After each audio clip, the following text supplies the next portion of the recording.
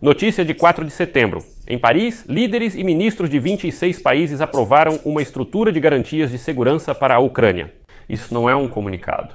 É uma preparação para a missão militar real na Ucrânia, com treinamento, defesa antiaérea, bases de reparo e comando unificado, que planejam concluir com os Estados Unidos da América nos próximos dias.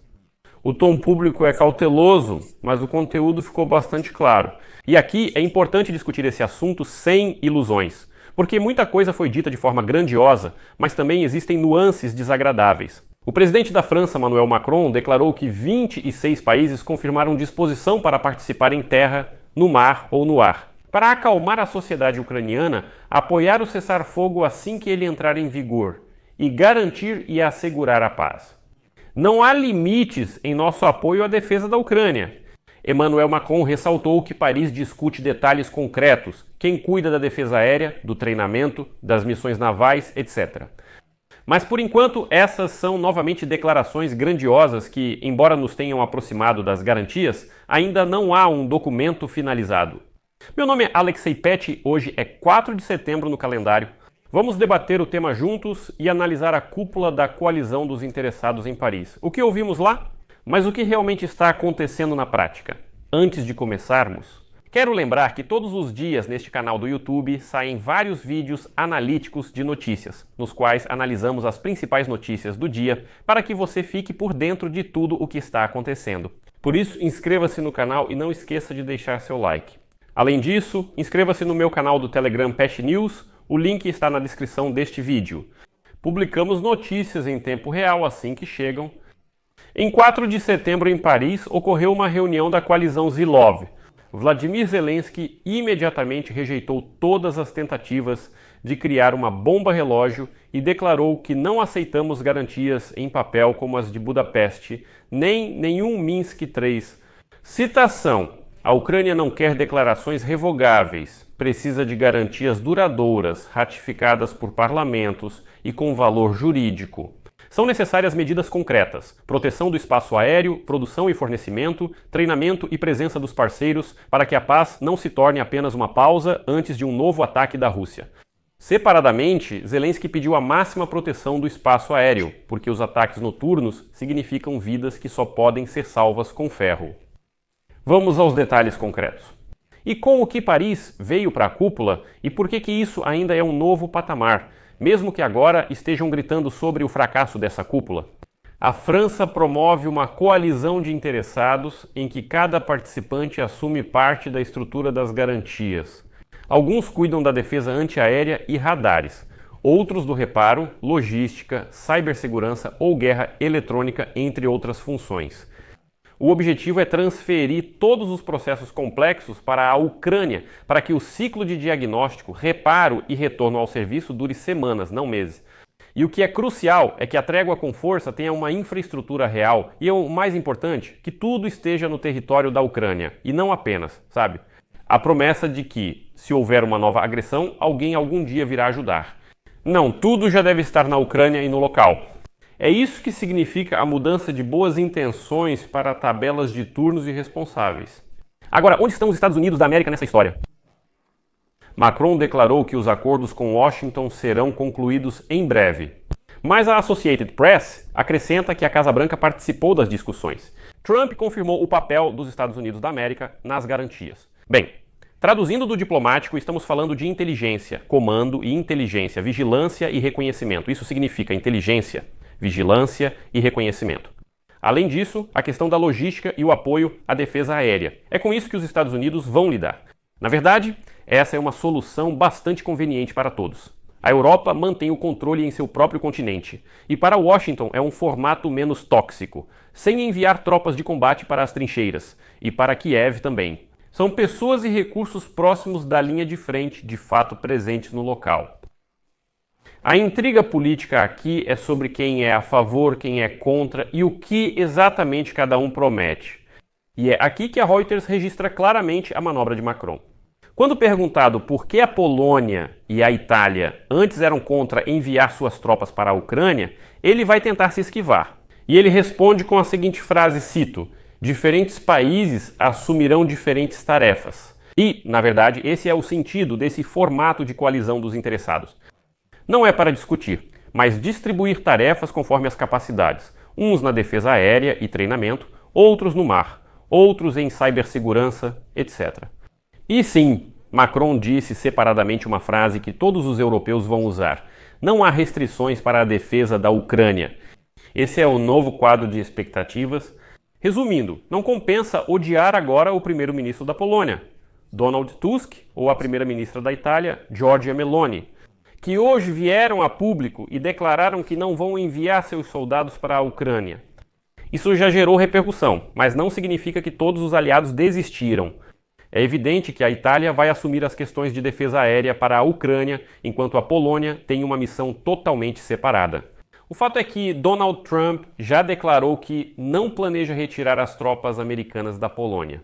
Se os Estados Unidos da América cumprirem a promessa e assumirem a proteção do espaço aéreo ucraniano, toda a aviação americana e todos os sistemas de defesa antiaérea para isso estarão baseados justamente na Polônia. É claro que os próprios poloneses também participarão dessa missão de proteção do espaço aéreo. Por isso, eles assumem apenas uma tarefa específica, não a entrada de suas tropas na Ucrânia. Depois, o elefante na sala: Moscou. A pergunta direta sobre a viagem de Zelensky a Moscou, que já foi amplamente divulgada pelo ditador Putin, Zelensky respondeu assim: esse é exatamente o tipo de proposta que Moscou faz, entendendo perfeitamente que isso é inaceitável. Encontros só para foto não nos interessam, precisamos de uma paz real e de garantias reais. Sobre as negociações de paz, acrescentou Putin, rejeitou todas as iniciativas, mas pensamos diferente. A pressão funciona, as sanções pressionam a economia da Rússia e isso precisa ser intensificado. Esta é a importante ligação com a ferrovia europeia e suas garantias. Sem a ferrovia, qualquer cessar-fogo será convite à revanche. Agora, sobre as sanções. Caso contrário, não ficará claro por que Paris hoje. Não é apenas uma coletiva de imprensa comum. Na cúpula das coalizões em 4 de setembro esteve o representante de Trump, Steve Witkoff. E foi exatamente ele quem exigiu que a Europa abandonasse completamente o gás e o petróleo russos. Bem, e segundo Zelensky e Macron, que hoje conversaram com Donald Trump, o presidente americano está insatisfeito com o fato de que a Eslováquia e a Hungria continuam comprando petróleo russo. E é justamente Trump que pode, aliás, pressionar Orbán e Fico para que eles finalmente comecem a trabalhar em sintonia com a Europa.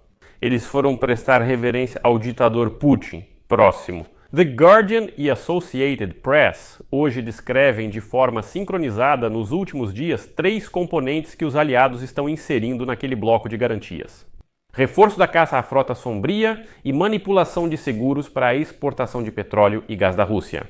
Ou seja, essa é a parte das sanções. Depois, reforço da defesa aérea ucraniana e radares nos sistemas Patriot, SMPT e RST, além de transferir treinamento e manutenção para a Ucrânia. Isso faz 2 coisas: barateia e acelera a restauração da capacidade de combate das unidades das Forças Armadas da Ucrânia. Quando a fábrica está por perto, não é preciso transportar blindados e radares por toda a Europa. Em segundo lugar, isso cria um custo para o Kremlin caso viole o cessar-fogo. Quebrar o cessar-fogo significa atacar locais onde há europeus presentes. Isso é politicamente muito mais caro. E tem mais uma camada sobre o espaço aéreo e a navegação. A história do pouso do avião de Ursula von der Leyen, usando mapas de papel, após a queda do sistema de posicionamento global na Bulgária, foi um verdadeiro banho de água fria. E agora, hoje, a mídia ocidental escreve que a OTAN considera o bloqueio e o spoofing do sistema de posicionamento global como uma ameaça permanente e está preparando medidas de resposta. Para a missão na Ucrânia, isso significa coisas bem práticas: aumento de balizas terrestres, canais de comunicação de reserva, sistemas de defesa aérea de prontidão, regulamentos rígidos e assim por diante, que depois também serão aplicados à aviação civil europeia.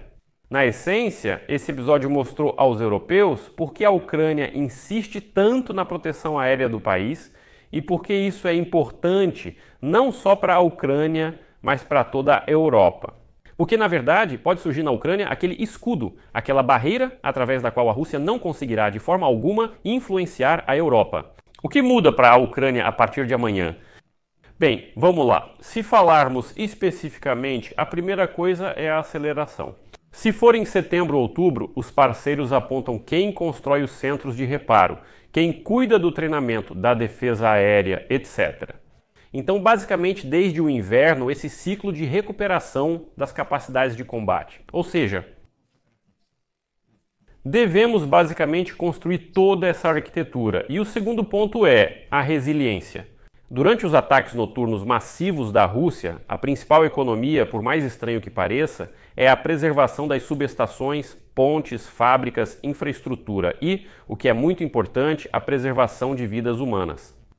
Assim, a máxima proteção do céu, sobre a qual Zelensky falou hoje, não é um slogan, são vidas reais de pessoas. E isso é o produto interno bruto, é a preservação do produto interno bruto da Ucrânia. Bem, e a terceira é a política, né, claro. Quando 26 países dizem publicamente que vão assumir essa questão, não apenas discutir, mas assumir, começar a desenvolver todas as mecânicas, as manipulações do Kremlin sobre o cansaço da Europa com a guerra perdem valor. Isso é mais importante que qualquer manchete sensacionalista. E como conclusão, quero dizer que Paris, a cúpula de Paris hoje, fez o que não foi possível durante um ano inteiro. Mudou o foco das palavras gerais para a engenharia, para o desenvolvimento de planos. Claro, pode-se dizer que tudo isso são só conversas de novo, que isso é besteira, que não significa nada. A diferença é que antes essas conversas eram só no nível de slogans, tipo estamos prontos, e só isso. Os europeus afirmaram: garantiremos a segurança da Ucrânia e, se necessário, podemos até enviar tropas para lá. Ou seja, tudo isso era só estamos prontos. Agora a discussão é sobre como, não mais se. Quando Macron afirma que não há restrição para garantir a segurança da Ucrânia, isso é, na essência, uma frase de compromisso. E depois, isso será medido pela presença de baterias de defesa aérea, instrutores, depósitos, combustível, trens, no caso da Ucrânia, trens com peças de reposição para equipamentos militares com armas. E, o que é muito importante, uma clara divisão de funções. Quem é responsável por quê? Não, no geral, toda a Europa pode dar garantias. Não há garantia, está claro, quem assume o quê. E se essa estrutura for montada antes do inverno, então eventuais iniciativas de paz do Kremlin parecerão tudo menos paz. Ou seja, não vai dar para empurrar uma posição de capitulação da Ucrânia. Não. E a cúpula de hoje em Paris, na verdade, mostrou que finalmente passamos dos slogans para alguma ação. Eu sempre disse que existem pelo menos dois níveis de tomada de decisão. Um é o político e o outro é o prático. Finalmente chegamos ao nível prático. No nível político, todos já se manifestaram e declararam seus apoios há muito tempo. Chegou a hora de não apenas falar em slogans, mas agir. Aqui eu faço uma pausa. Sua opinião, suas conclusões, escreva nos comentários abaixo deste vídeo. Inscreva-se no canal, ative o sininho e não se esqueça de deixar o like. É isso. Cuidem-se. Até mais a todos.